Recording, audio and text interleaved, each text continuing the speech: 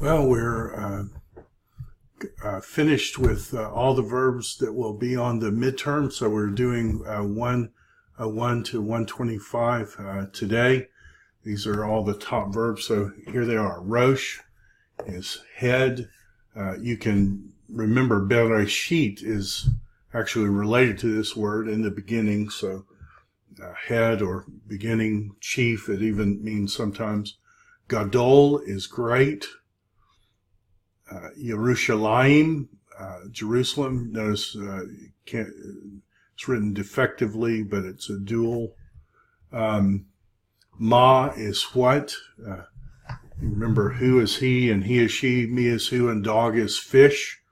And I had a student say that, and then he said, what? Ma? So add a fifth word there. Ma means what?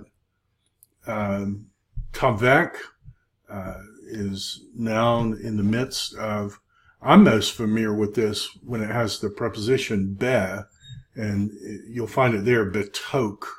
We saw that in Ezekiel 36, betokem, among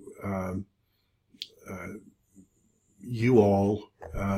So tavak, but betok is how you'll see it often in the text.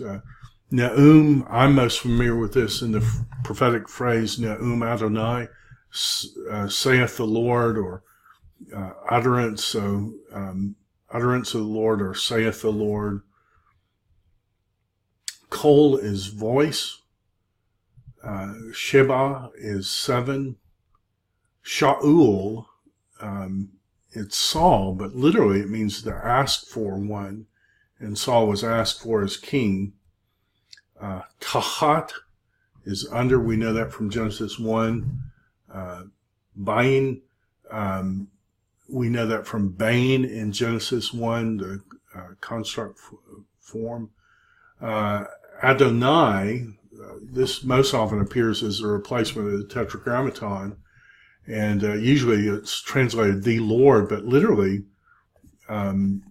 this suffix is the plural of the noun, so it's the plural lords.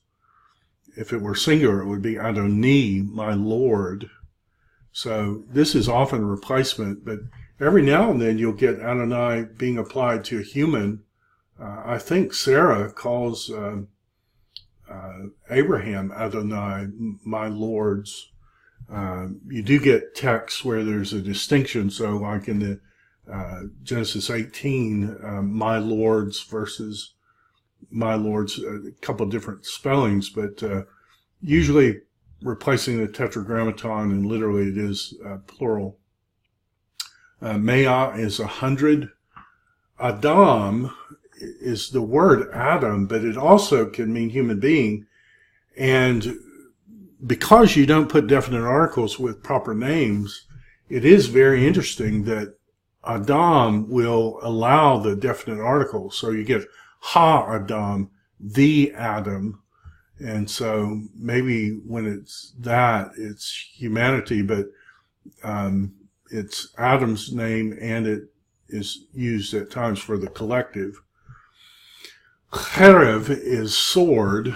You may remember this mnemonic device that Mount Horeb is the other name of Mount Sinai, and Horeb means something like destruction.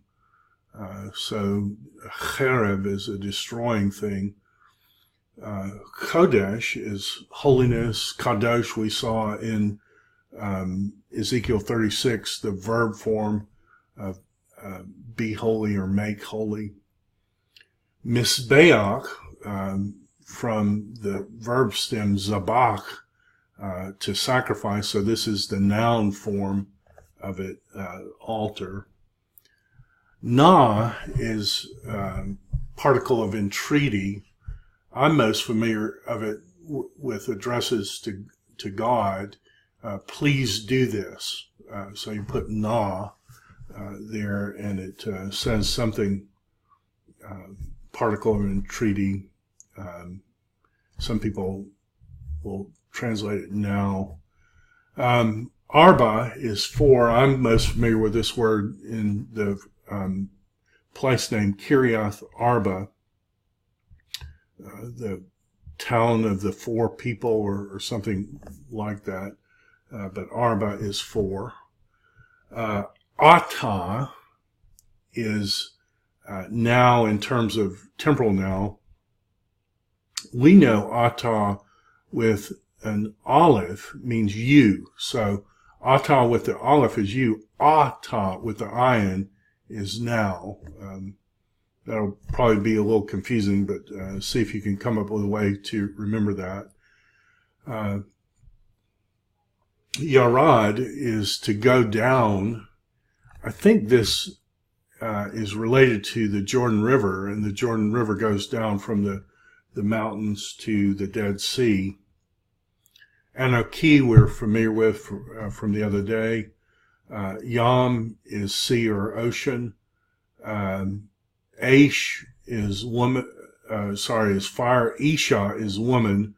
I don't know if those are related or not, but that may be a mnemonic device for you.